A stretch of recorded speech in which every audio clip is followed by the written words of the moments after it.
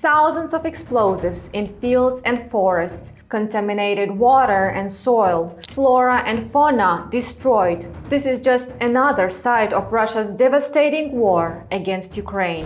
Along with human suffering, Russia has inflicted unimaginable harm to the country's environment. The Ukrainian Ministry of Environmental Protection and Natural Resources has estimated damages to the environment at over $54 billion.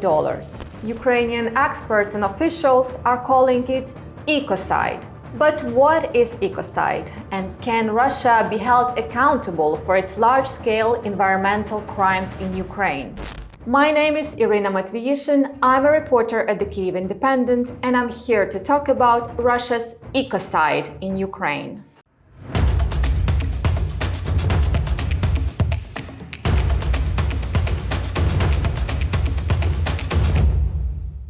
Ecocide is the mass damage and destruction of natural environment by humans, intentionally or through negligence. This term was first introduced in the 1970s, following the use of Agent Orange by the US military in Vietnam as part of its herbicidal warfare program.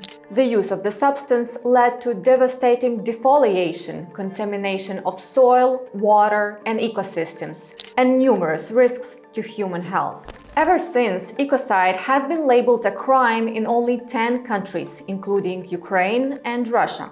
Article 441 of the Ukrainian Criminal Code defines ecocide as the mass destruction of flora and fauna, poisoning of air or water resources, and also any other actions that may cause an environmental disaster. A few weeks after Russia destroyed the Kakhovka Dam in southern Ukraine in June, Ukrainian Prosecutor General Andriy Kostin said that Ukraine was investigating over 200 environmental war crimes and 15 cases considered as ecocide under Ukrainian law. So what environmental damage is Russia causing in Ukraine? And why does it amount to ecocide? Stay with us to find out, and don't forget to subscribe to our YouTube channel for more videos like this.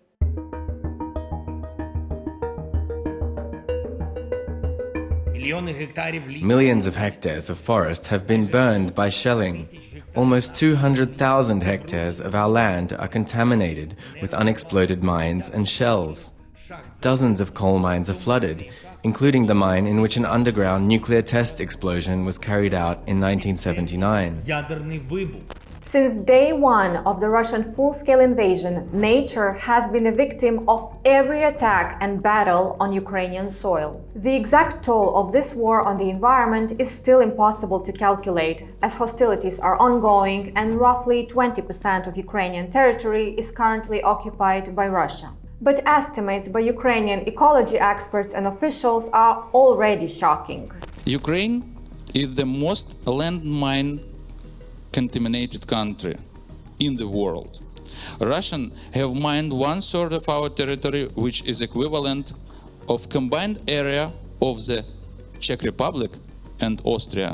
This is at least 174,000 square kilometers of Ukrainian territory, including fertile soils, contaminated with unexploded ordnance. Massive forest fires, burning of oils and industrial chemicals have increased the release of hazardous substances into the air. Emissions from these substances have increased by 30 times, Ukraine says. Moscow's war has killed millions of domestic and wild animals, endangering rare species. Various estimates of the number of dolphins killed in the Black Sea as a result of mines and military activity reach up to 50,000. Russia's takeover of the site of the Chernobyl nuclear disaster led to uncontrolled fires, while its military equipment also disturbed the forest's plant soil layer. All this resulted in increased radiation levels in the area during occupation. The long-term consequences of this war, of Russian actions, will affect us in a longer term, for depends, of course, the cases and the region. It might we're gonna need 10, 20 or even more years to restore the territory. Although Ukraine and its people are the primary victims of Russia's environmental crimes, they also have a global dimension. The effects of Russia's destruction of the Kakhovka Dam, including polluted groundwaters and rivers, extend far beyond Ukraine's borders. The pollution of the Dnipro River is going out to the Black Sea. So from the regional side, the country which connected by the Black Sea, they're gonna be affected from the effect on marine ecosystem. It's Bulgaria, Romania, Turkey, Georgia, and Russia also. The extensive use of military and weapons, logistics, and even reconstruction of Ukraine after bombardments also contribute to climate change. When Russia started the war in February, it's bring additional 120 tons CO2 emission equivalent during the 12 months of this full-scale war. It might be comparable to the Belgium. So Belgium have the same amount of greenhouse gas emission during the year, during the 12 months. Overall, Ukrainian officials have recorded over 2,300 cases of negative impact on the environment in Ukraine since the full-scale invasion.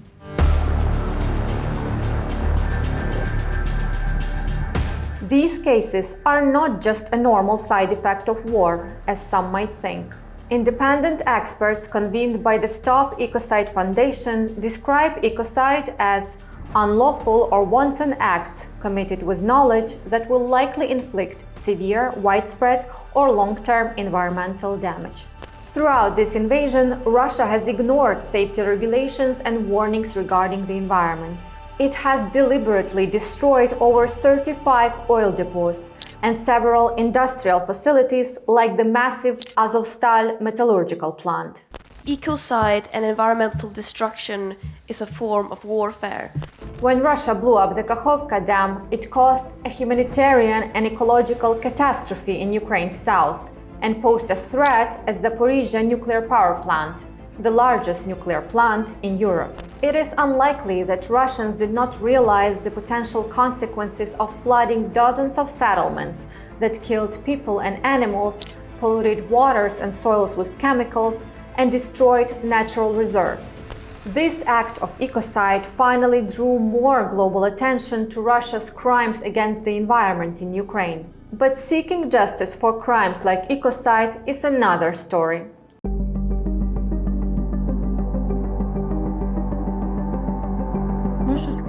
I have to say that nature has remained a silent victim of the conflict throughout this war. Everyone understands that it's been harmed, but considering the colossal human casualties and infrastructure damage, somewhere along the way this issue was overshadowed and some chose to overlook it. Ecocide is not criminalized by international law and is not recognized by most states. Despite numerous treaties limiting the environmental impact of war, national and international courts have largely ignored grave environmental crimes. As a result, there have been no precedents of holding perpetrators accountable. Ukraine, however, may set this precedent. The International Criminal Court investigates environmental crimes within the context of crimes against humanity, but not ecocide as such. Almost from the beginning of the full-scale invasion, the ICC prosecutor opened an investigation. Various aspects of damage and different crimes committed by Russia during this war are being examined, including those causing environmental harm. Currently, environmental offenses that amount to ecocide can be prosecuted as war crimes under Article 8 of the Rome Statute. Yet, this wartime environmental harm provision sets a high bar for establishing an offense. It is necessary to prove the seriousness, long-term impact, and scale of the damage inflicted, as well as its disproportionality to the military advantage. We know that the prosecutor of the International Criminal Court is conducting an investigation into the Ukrainian case, specifically regarding this incident at the Kakhovka Dam, and notably this particular crime. However, it is crucial to have cooperation between international institutions, organizations, and law enforcement agencies to effectively gather evidence that won't raise doubts about the existence of this criminal offense. In November last year, at the G20 summit, President Volodymyr Zelensky announced a 10-point plan as Ukraine's peace formula, including protecting the environment from ecocide.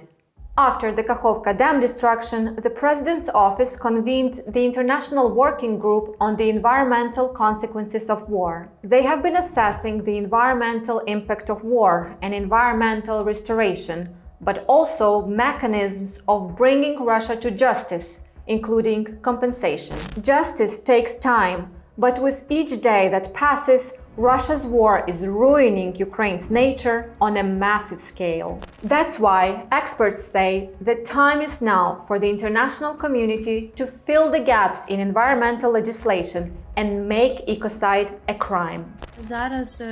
Currently, we have the opportunity to become pioneers, people who set the tone in this matter. Therefore, the Ukrainian case may become the impetus that leads to the international criminalization of ecocide at the international level. We at the Kyiv Independent are doing our best to keep you informed about Ukraine during Russia's war. To support our work, please donate on our website at kyivindependent.com. Thank you for being with us. Stay tuned.